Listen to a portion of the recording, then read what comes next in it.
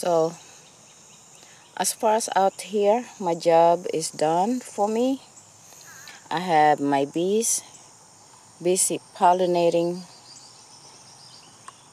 the squash and everything else here.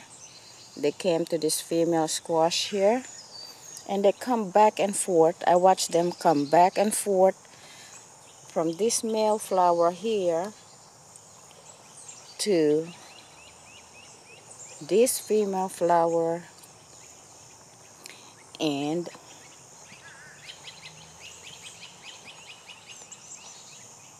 that female flower there. She's still there, and as you can see,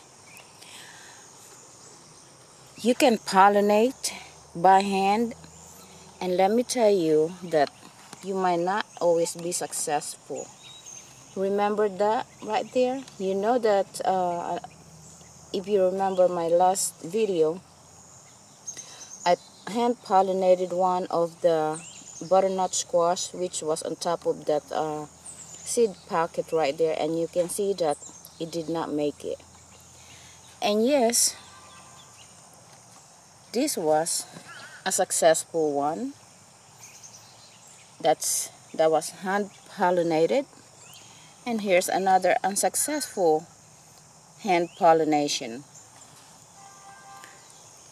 These were hand pollinated, and again, there is no guarantee that it took the pollen. So I can't say, well, let's be fair. I did not use the exact same male flower for the same type of squash. It did work on some and it did not work on the others. And here's the other hand pollinated butternut squash. As you can see, that one is a success as well. So that was also hand pollinated right there. That's a success. But as you can see, while we're at it, let me show you also that my cucumbers are doing very well. They are quite a good size coming up. I will be harvesting cucumbers in a few days, and so there are quite a good amount of butternut squash that have been pollinated and some that did not take. And these two, I'm not 100% yet that they will make it. These were also hand pollinated, and there are some butternut squash in there that I know made it. So let's go inside the greenhouse and look at the other squash. So inside the greenhouse, if you remember, there were two of them which I hand pollinated, and I'm glad to say and show you that they are doing very well. It's a good size now. Good size. And there's nothing yet here that is needing pollination.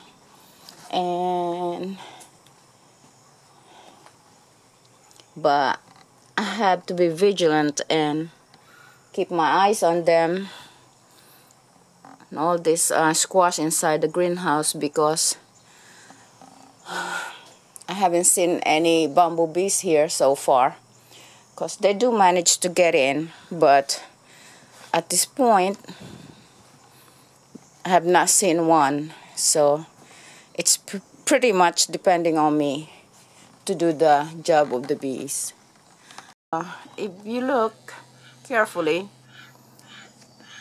you'll find and can see that there's a good amount of fruit still just popping here and there, and I'm just fascinated by it. Look at that. I didn't thought it would come up with any. Oh wow, this is very close to the base. See that bloom right there? That is so close to the base, and yet it's about ready to develop some tomatoes in there too. But if you look, my tomato tree is very busy producing for me. Oh my goodness. I'm just so impressed by this tomato plant. So I kept it here over the winter. It's not looking like much at all, but I kept it in a pot and felt sorry for it. It seems to be struggling to survive, and as you can see now, it has been producing non-stop. If anything, seems like it's picking up more.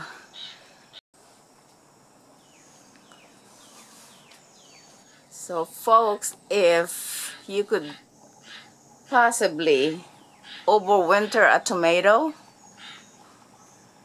here's one way you could have early tomato harvest while you wait for those which you just planted during the springtime. And this is the tomato which have overwintered here in my greenhouse, and this is our tomato supply for the time being while we are waiting for tomatoes outside the greenhouse.